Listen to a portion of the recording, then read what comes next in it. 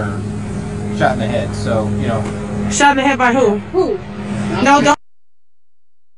There was a lady that just got her shot in the head, so, you know. Shot in the head by who? Who? No, don't get mad, don't get mad, don't get mad. Don't shut him up, he told us. He's talking to us like humans. I appreciate that. Who should get shot in the head by? We're going, sir.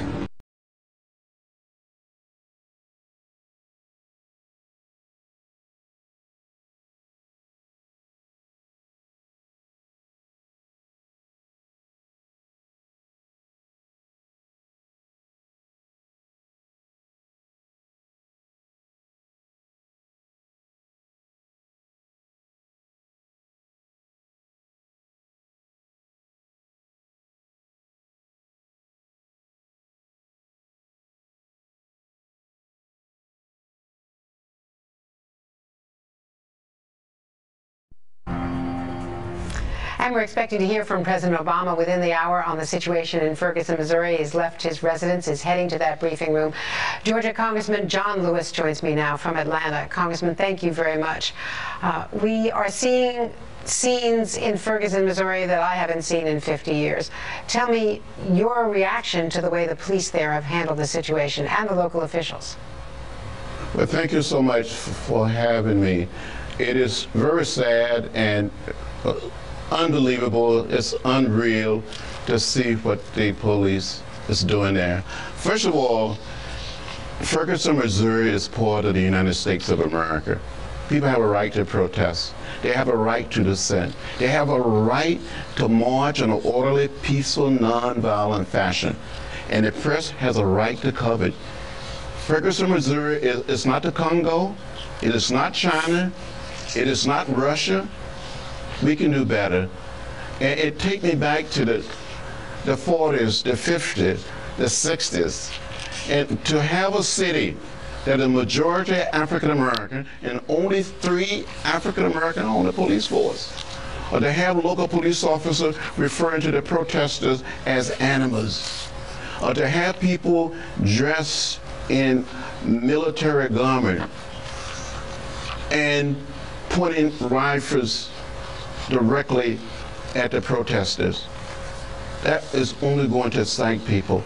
So my own feeling is, right now, is that President Obama should use the authority of his office to declare martial law, federalize the Missouri National Guard to protect people as they protest. And people should come together, reasonable, elected officials, community leaders, and address what is happening there. If we fail to act, the fires of frustration and discontent will continue to burn, not only in federal Missouri, but all across America. Does the president have the right to federalize the National Guard without the governor's agreement? I mean, what is the status of the law, Congressman? Well, in 1961, President Kennedy, during the Freedom Ride, federalized the National Guard in the city of Montgomery and placed the city of Montgomery under martial law to protect us while we were there in that church for being bombed or burned. And if it hadn't been for the National Guard ordered there by President Kennedy and the U.S. Marshals, some of us would have died there that night. So that was when Nicholas Katzenbach and Bobby Kennedy, the Attorney General, were involved.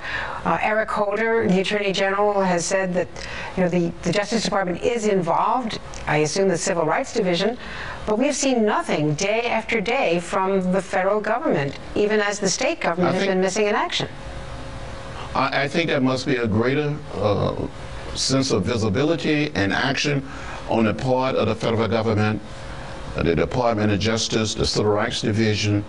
They have a community relation effort that can bring people together, involving the religious leaders, community leaders, and people from the outside who are going through. But it says something about the city. It's just unreal to me, Angela. It's just unreal. How can you have a city and expect to have peace and order, and when there's very few symbols or representatives of the people making up the public safety department of the city?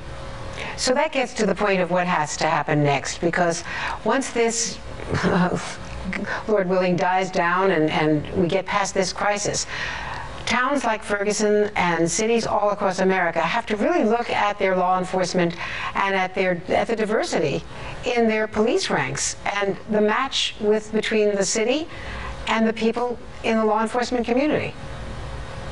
Well, first of all, people must respect the citizens. Respect a citizen. You do not refer to citizens as animals. You do not carry guns, rifles, and be dressed like you're getting ready to engage in warfare.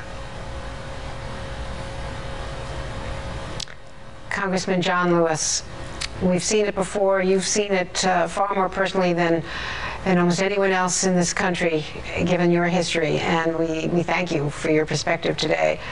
And we're going to be hearing from the president, and we hope that someone in the White House is listening. Thank you very much, Congressman John Lewis.